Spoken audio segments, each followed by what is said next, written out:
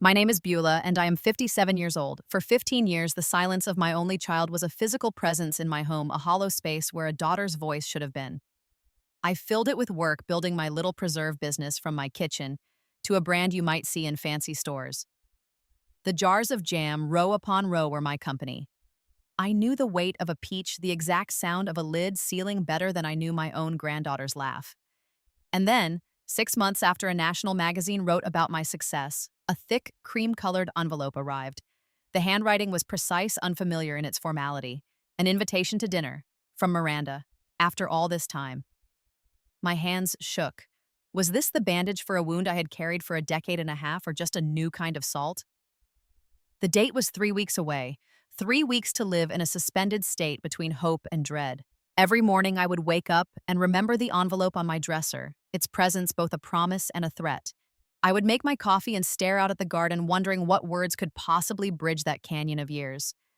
I thought about all the letters I had sent that were never answered, the gifts returned, the phone calls that died in voicemail. I thought about the article with its glossy photos of my sun-drenched kitchen and quotes about artisanal dedication. The timing felt like a key clicking in a lock, and I was not sure I wanted to open that door. But I was a mother, and a part of me, a foolish, stubborn part that had never stopped beating, whispered that maybe, just maybe, this was the olive branch. Before I tell you what happened at that dinner, tell me something. Where are you watching from today? Just type it in the comments below. Let me feel connected. And if you have ever waited for a phone call that refused to ring, maybe hit that subscribe button. This story is a long one, and I could use you with me for the walk to that restaurant door. The 3 weeks between receiving that invitation and the actual dinner date were a strange kind of torture. Hope is a heavy thing when you have trained yourself not to carry it. I showed the envelope to my sister Lydia over a bottle of wine on my back porch. The fireflies were just starting to blink in the dusk. She held it like it might be poisoned. Lydia, who had been there through every tear, every returned birthday card, who had held my hand through the divorce and the loneliness that followed. She looked at me with those gentle, worried eyes, the same eyes our mother had. After 15 years, she wants to meet at the Gilded Elm. Beulah, honey, think. You remember how it was. She meant my ex-husband, Robert, Miranda's father, the man who traded me in for a newer model when Miranda was 10, who soothed his guilt with designer clothes and winter ski trips for her while I soothed my bills with double shifts at the diner. He painted a picture for her, a story where my struggles were a choice. My worry was negativity, and his money was love.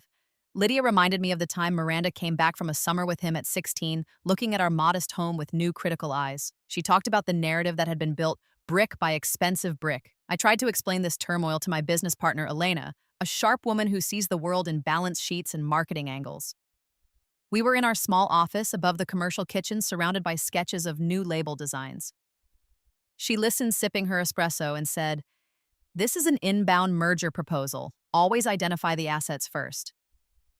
She suggested I do some digging, find out what Miranda's life really looked like now, what her husband did, their financial standing. I refused. It felt dirty, like spying on a ghost. I wanted to walk into that room clean, if that was even possible. Instead, I spent evenings torturing myself with old photo albums, the plastic pages stuck together with age. There was Miranda at 8, grinning with a missing front tooth, holding a lopsided clay vase she made for me. At 15, all eye rolls and simmering anger, blaming me because I could not afford the same jeans her friends wore. The last picture at 22, her face cold and resolved, taken just days before she walked out her suitcase by the door. I even drove to my mother's grave one Tuesday afternoon, something I had not done in years.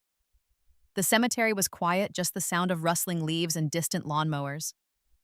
I told the headstone about the invitation, the silent years, the hope that felt like a betrayal of my own dignity. I got no answers, just the scent of cut grass and the solid, silent presence of the granite.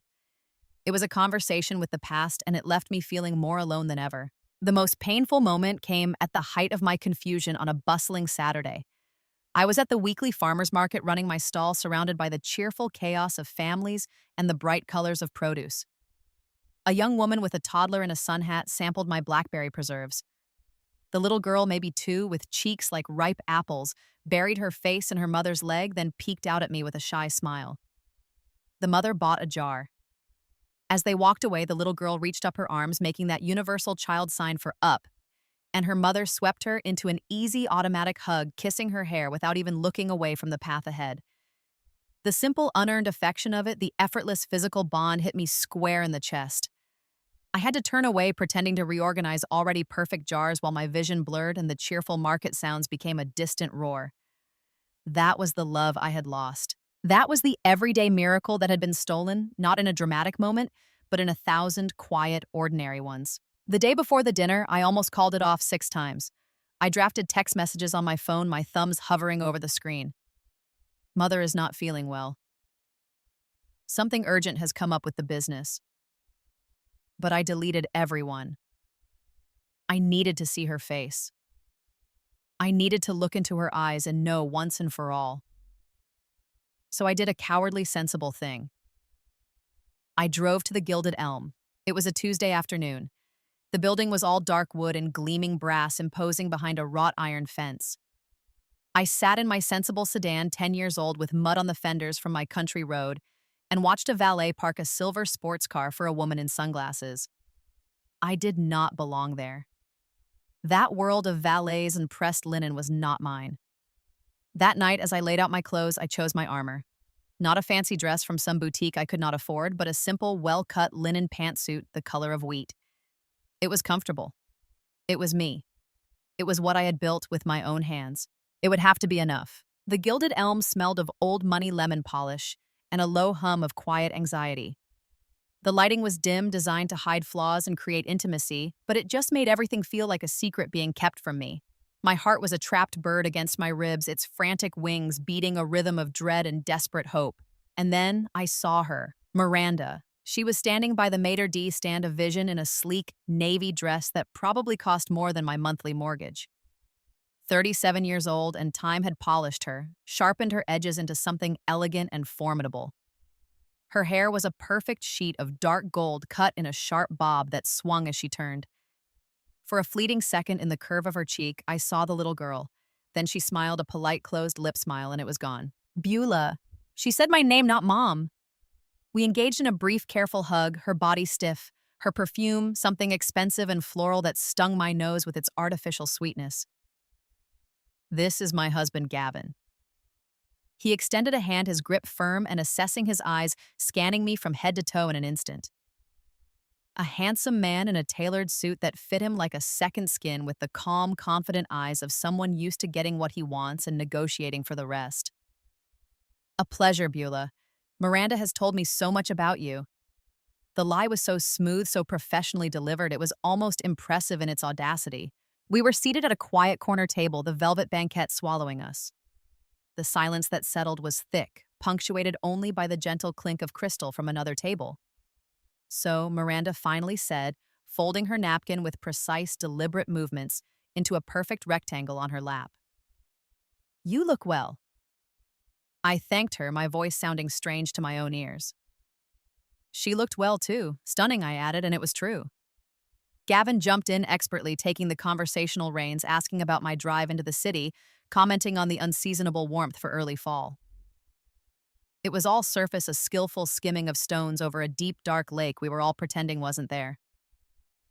The waiter came, a young man with a practiced, neutral smile. Miranda ordered a bottle of wine without consulting the menu or me naming a year in a vineyard that meant nothing to me but clearly signaled something to Gavin, who approved with a slight satisfied nod. We ordered. The menu was a minefield of words I did not understand, so I chose the simplest thing, a roasted chicken. Miranda talked about the real estate market, how brisk it was, how she had just closed a deal on a penthouse. Gavin mentioned the volatility of the bond market, a subtle flex of financial literacy. I asked Miranda if she still painted. She had loved it once, had covered her bedroom walls with watercolors of dramatic, stormy skies. A flicker of something irritation, nostalgia crossed her face, then smoothed over into perfect neutrality. Oh, that. No, not for years. No time for hobbies. Gavin chuckled a dry sound. She's a master of the deal now. Far more lucrative than daubing at canvases. He patted her hand proprietorially. It felt less like a gesture of affection and more like a demonstration of ownership. The first course arrived, tiny, beautiful things, on vast white plates, a single seared scallop perched on a swirl of pea puree. We ate in near silence. The wine was poured a deep red that tasted of oak and earth. Miranda took a small, measured sip, placed her glass down exactly so, and leaned forward slightly, her elbows never touching the table. I saw the article in Modern Homemaker. You look well in the pictures. Anne Beulah's Hearth. It sounds quite the little empire. The word little was a shiv gently inserted between the ribs of the compliment. Gavin saw his opening leaning forward, his elbows on the table claiming the space. Yes, fascinating business model. Artisanal goods have such cachet these days. What's your annual revenue growth looking like? Do you have plans to scale, or are you content with the boutique model? Are you considering outside investors? The questions were polite, delivered with a smile, but they felt like an interrogation, evaluation. I gave vague answers, steering the conversation back to the craft, talking about the quality of the fruit from local farms, the importance of the slow cook process, the satisfaction of a perfect set. Miranda watched me, her expression unreadable, a faint smile playing on her lips as if I were a quaint artifact. The main courses came, but the food, though beautifully presented, tasted like ash in my mouth. The conversation limped along a broken thing. Gavin circled back, asking about my property upstate, if I owned the land outright, what the tax implications were for a home-based business was I incorporated as an LLC. His questions were a net slowly tightening. Then, as the waiter cleared our plates with silent efficiency, Miranda reached across the table and placed her hand over mine. It was cold despite the warm room.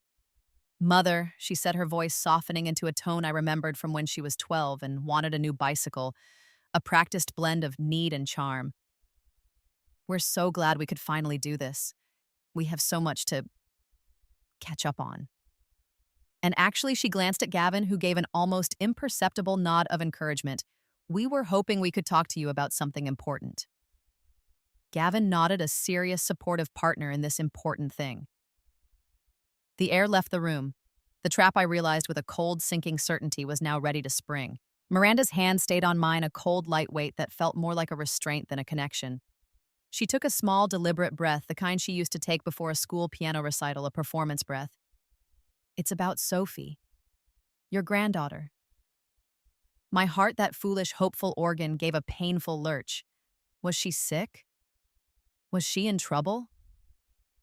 1,000 fears flashed through my mind, momentarily eclipsing the calculation in Miranda's eyes. She's 9 now. Miranda continued, her voice taking on a rehearsed, persuasive quality.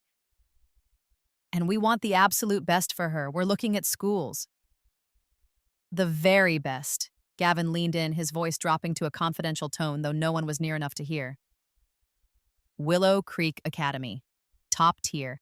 Ivy League feeder. Arguably the best private institution in the state. The benchmark. I waited, the silence stretching.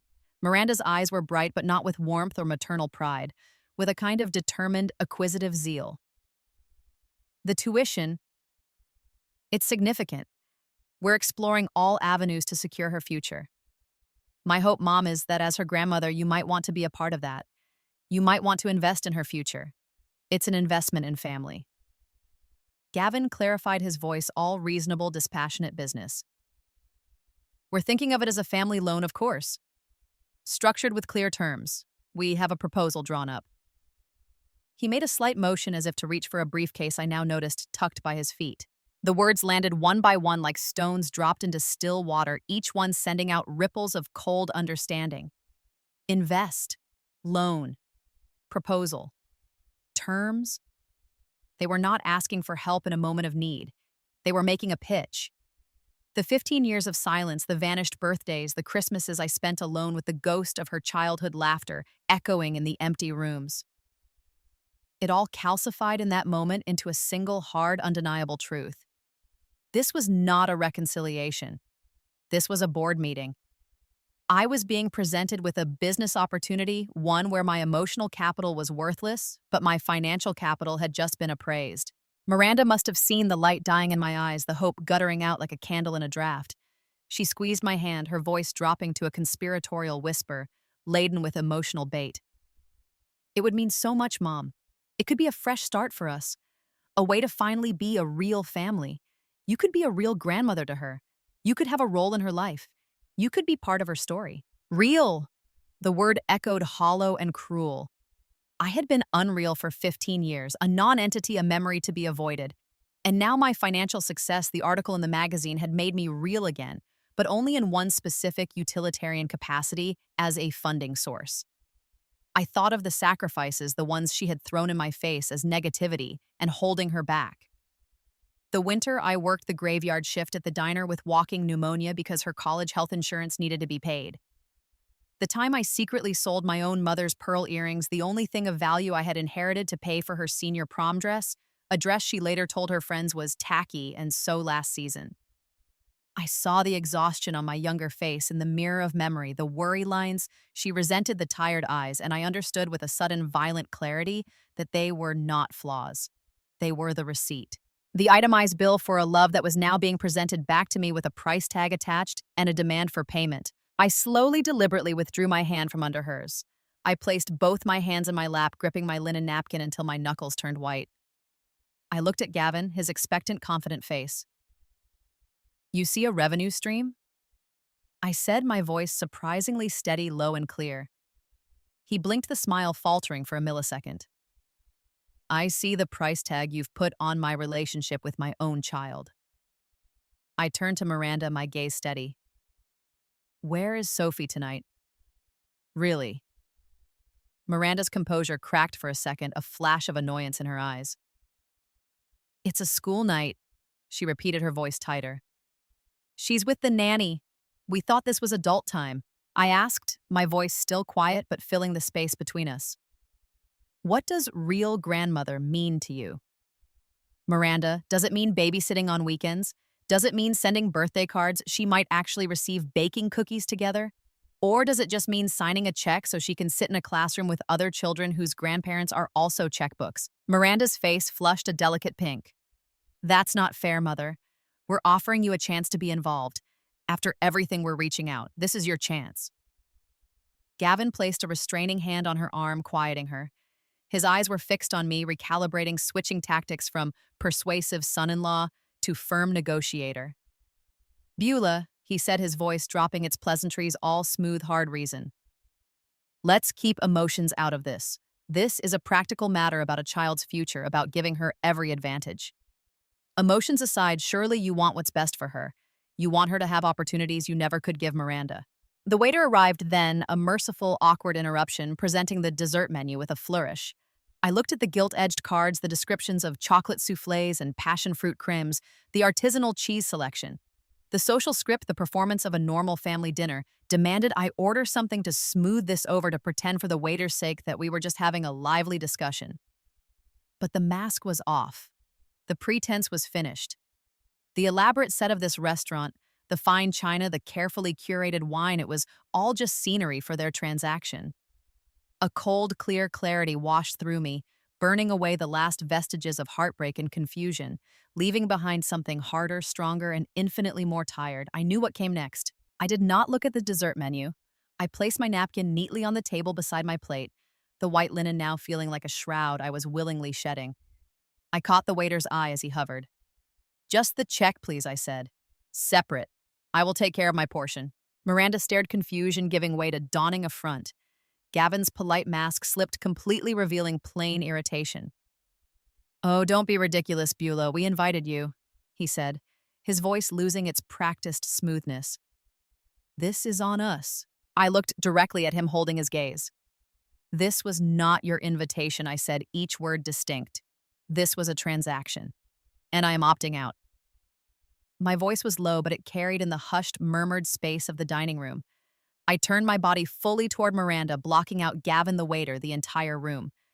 For 15 years, I spoke. I wrote letters. I left messages. You just never listened. Your ears were too full of your father's money and your own resentment. So let me be very clear now. You can hear this.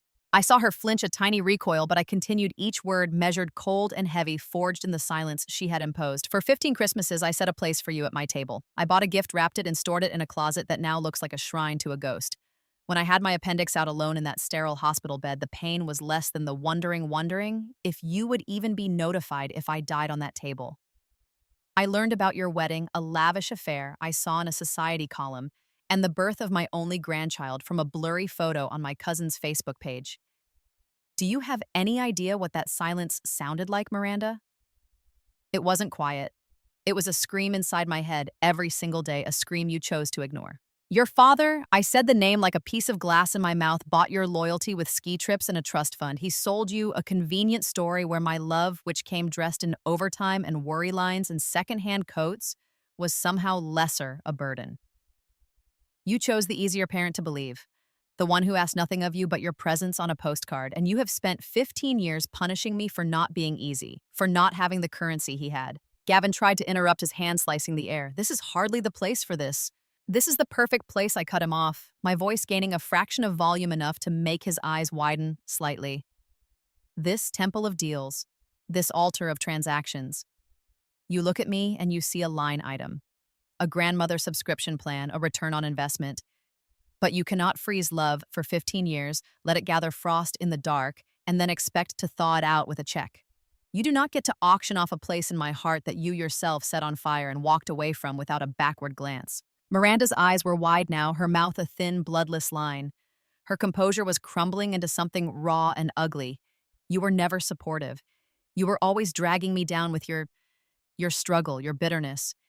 You made everything so hard. I stood up my chair, making no sound on the plush carpet. I looked down at her, and in that moment, I did not see my daughter. I saw a stranger who had taken her shape.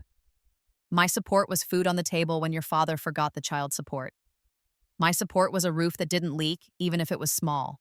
My support was showing up exhausted from a double shift to every school play and parent-teacher conference, sitting in the back so you wouldn't be embarrassed by my uniform while your father sent a lavish floral arrangement from Aspen. That was not dragging you down, Miranda. That was holding you up. And you have spent your entire adult life being ashamed of the very hands that lifted you because they were calloused and not manicured. I took my wallet from my purse, a simple leather clutch. I did not look at the check Gavin had angrily snatched from the waiter. I calculated the cost of my roasted chicken, the glass of wine, plus a generous tip. I counted out the bills, crisp 20s money I had earned with my own tired hands. I laid the cash on the white tablecloth right next to her untouched water glass, a stark contrast to the opulence. The answer is no, Miranda. Not to the money, to everything, to this entire charade. My door was always open to my daughter. It was open so long the hinges rusted. It will never be open to a business associate pretending to be her. Her face crumpled not into grief or remorse, but into a furious, sputtering rage, the kind a child throws when a toy is taken away. You are a bitter, selfish woman. You always have been. This is why I left. This is exactly why Gavin was already on his feet, pulling her chair back, his face a storm of contempt for the failed negotiation, for the emotional scene for me. He muttered something about unstable and expected as much. I did not wait for more. I turned and walked across the expanse of the dining room. I felt the weight of stairs, or perhaps I only imagined them, but I did not care. My back was straight. My hands, which I had expected to shake, were steady. I pushed through the heavy oak door into the cool, liberating night air, and I did not look back. The hollow space inside me was not filled with joy or triumph, but for the first time in 15 years it was clean. It was empty by my own choice, not by her abandonment. I had taken out the trash. I did not go home. The thought of those quiet waiting rooms, the familiar shadows that held 15 years of longing, was suddenly unbearable. I drove on autopilot, the streetlights of the city blurring into golden streaks, until I found myself turning down the familiar dark gravel lane to my barn studio. My sanctuary, the place where I turned fruit into something lasting. I fumbled with the lock, my fingers finally finding the key, and stepped inside.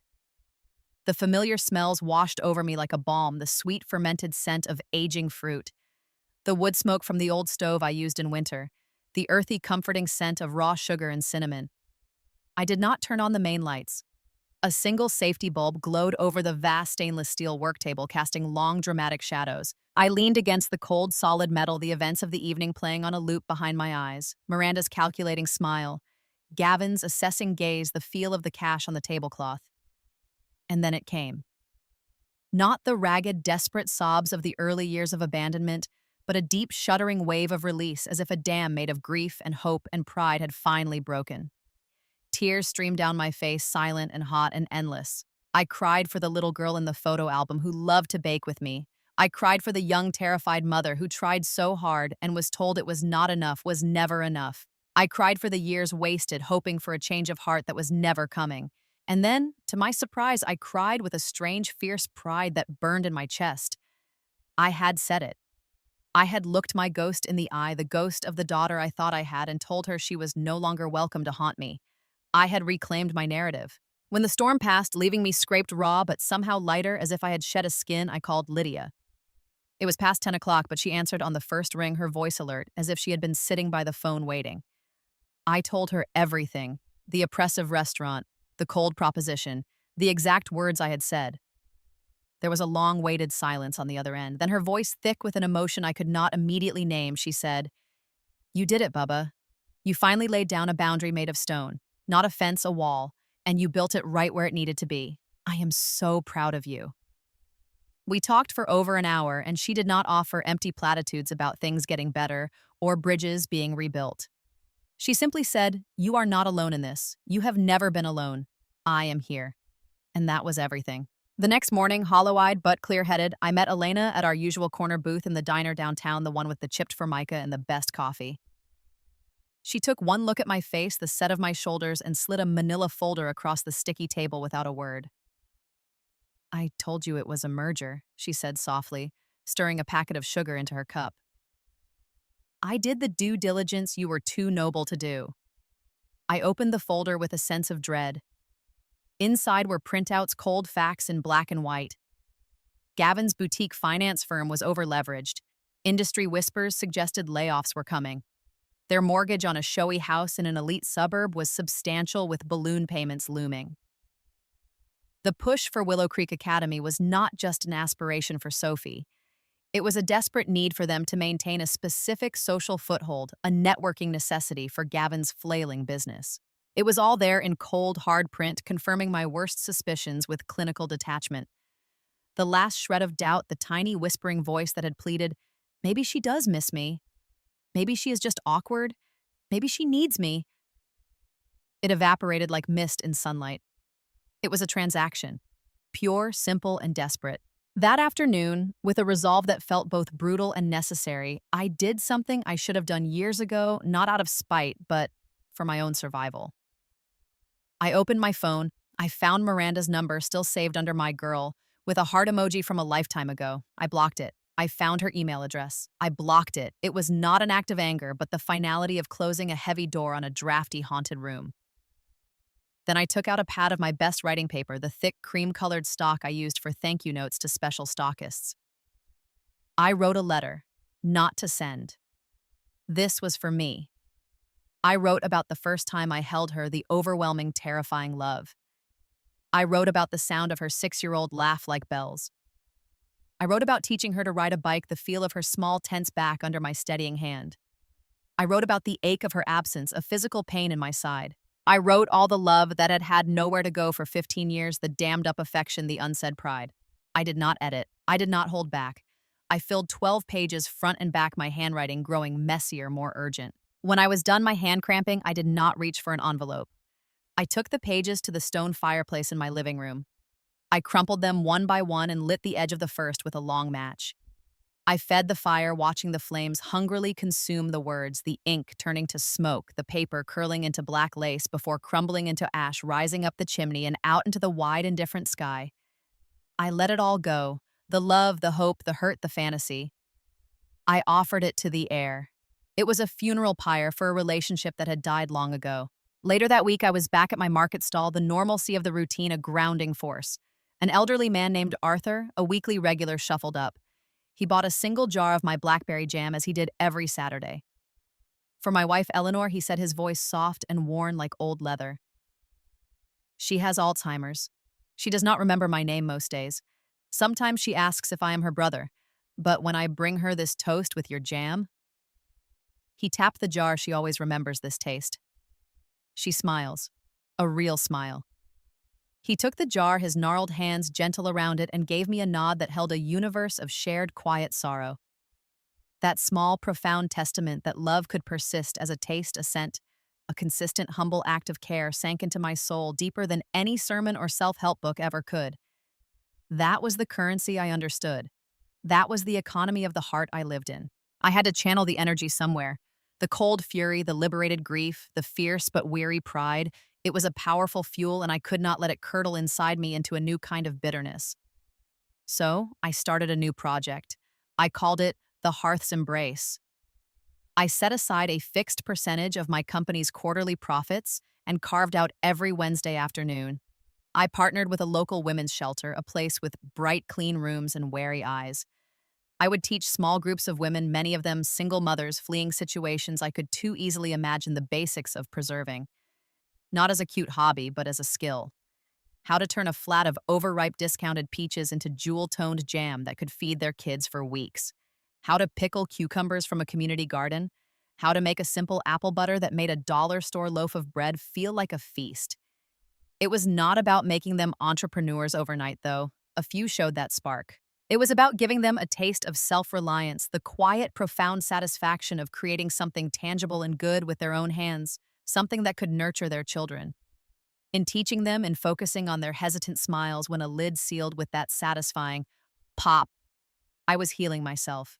Their focused faces, their stories whispered over simmering pots, their tentative pride, it filled the hollow spaces inside me with something solid and real and connective. I also started consciously investing in my own life, not as an escape from pain, but as a claiming of a future that was solely mine. I signed up for a pottery class at the community college. My first bowls were lopsided, collapsed. My mugs had handles that looked like sad, thick worms. But there was a profound meditative peace in getting my hands in cold, wet clay and shaping something from formless earth in the focus required to center it on the wheel. It was a metaphor I needed. I went on a solo hiking trip to the Blue Ridge Mountains, a thing I had always said I would do someday, with someone, a friend, a partner. I went alone. I stood on a wind-swept peak, the wind whipping my hair and jacket, looking out over endless rolling waves of blue-green mountains, and I felt small in the very best way. My problems, my heartache, my story, it was not the center of the universe. It was just one thread in the vast, beautiful, intricate tapestry of life. The perspective was a gift. I made a conscious decision to stop centering Miranda in my story. She became a chapter, a painful, formative, important chapter, but not the title of the book, not the defining theme. I slowly, painfully accepted a hard truth. My daughter was a grown woman who had made a series of cruel, calculated choices. I could not change her. I could not make her see me. I could only change how her choices lived inside me. I let go of the exhausting, fruitless need for her to understand, to apologize, to finally see my worth. My worth was not a jewel for her to appraise. It was the bedrock I stood on, built by my own two hands. Then a plain letter-sized envelope with no return address arrived at my post office box. Inside was a child's drawing on crayon-smudged construction paper. It was a lopsided house with a huge smiling sun, two stick figures, one tall, one small, holding hands, and a crooked heart in the corner. In wobbly, determined letters at the top, it read, "Thank you, Miss B, for helping my mom. Love, Izzy." It was from the daughter of Carla, one of the first women in my Hearth's Embrace program. This clumsy, beautiful, utterly earned affection was a balm I had not known I needed. It was not a title offered as a bargaining chip. It was not Grandma with strings attached. It was Miss B, a name given with trust, a gift of art offered freely from a small, grateful heart. It meant more to me than any imagined reconciliation. And Sophie, my unknown granddaughter, a phantom, with Miranda's eyes in my mind. I thought of her often, but the ache changed shape. It was no longer the desperate, clutching longing of the early years. It became a sad, released love, a soft wish sent out into the universe for a child I would likely never know. I went to see my financial advisor, Marion. Without drama, I set up a small, separate trust fund in Sophie's name. It was not a huge sum, but it was meaningful. It would mature when she turned 25, a time when she might be forging her own path free from the immediate influence of her parents. I attached a single, simple letter of instruction for the trustee. It said, "For Sophie, from your grandmother Beulah. May this help you build a life that feels true to you, whatever that may be. No conditions, no demand for a meeting or a relationship, no guilt. It was my one act of love sent into the void, a message in a bottle for a stranger who shared my blood." I funded it, signed the papers, and released that too. It has been a year now since that dinner at the Gilded Elm. I am sitting on my porch swing as I tell you this, a mug of chamomile tea warming my hands. The leaves on the old sugar maple in my yard are just starting to turn a blaze of orange and red against the clear blue sky. The scar from that night is still there, a raised line on the landscape of my heart, but it no longer throbs or aches with the weather. It is just a part of my topography now, a ridge on the map of me, a place I know how to navigate around. The greatest gift that awful, illuminating dinner gave me was not my daughter back, it was clarity. Crystal, brutal, liberating clarity. I learned that sometimes the most loving and respectful thing you can do for yourself is to stop begging for a seat at a table where you are only valued as an ATM. That forgiveness, true forgiveness, does not mean handing over your hard-won peace as a toll fee to people who have shown you only a balance sheet and conditional interest.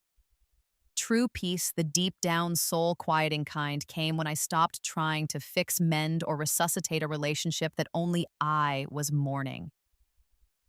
It came when I turned my energy and my care, my precious attention away from the ghost of what was and toward the tangible, beautiful reality of what is.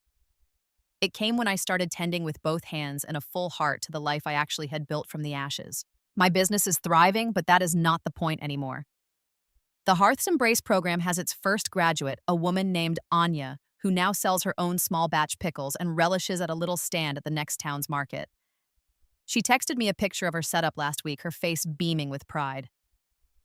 My pottery is still decidedly lopsided, but I drink my morning coffee from my ugly, thick-walled mug, and I love it fiercely because I made it. Lydia and I have a standing Friday night dinner, sometimes at her place, sometimes at mine, where we talk about books, our students, she's a teacher, and the silly, profound things that make up a life. Elena and I are planning a trip to Italy next spring, not just for business, but to see how the nonnas in little villages make their marmalade to taste the sun in their lemons. I do not know if Miranda ever thinks of me. I do not know if my words that night landed as anything other than the ravings of the bitter, selfish woman she decided I was long ago. I do not know if she ever felt a pang of regret, or if she simply added me to the list of her failed ventures. And you know what? It does not matter anymore. It truly does not. The jar is sealed now. The process is complete. The contents inside all that fierce, unconditional maternal love, the years of bewildered hurt, the fragile, stubborn hope are preserved just as they are. Not to be consumed on demand when it suits someone else's agenda, but to sit on the shelf of my personal history as a testament, a quiet proof this too was real. I loved deeply. I was wounded deeply. I survived. I learned. I grew. And I am still here. In my own kitchen, with the afternoon sun streaming in, the smell of apples and cinnamon and nutmeg simmering on the stove for a new batch of butter. Finding the sweetness in what is left in what I have created from the seeds I saved. It is enough. It is more than enough. It is my life. And it is good. Now, I would love to hear from you. Have you ever had to lay down a boundary with family that felt like amputation, only to find later it was the beginning of your true healing? What does family mean to you when the traditional script falls apart and you have to write your own? How do you find the sweetness in the fruit life gives you, even when it's bruised? Share your thoughts and stories in the comments below. Your experiences are what make this community more than just a one-way street. They help us all feel less alone. If this story resonated with you, if it made you feel seen or gave you a little courage for your own path, please hit the like button.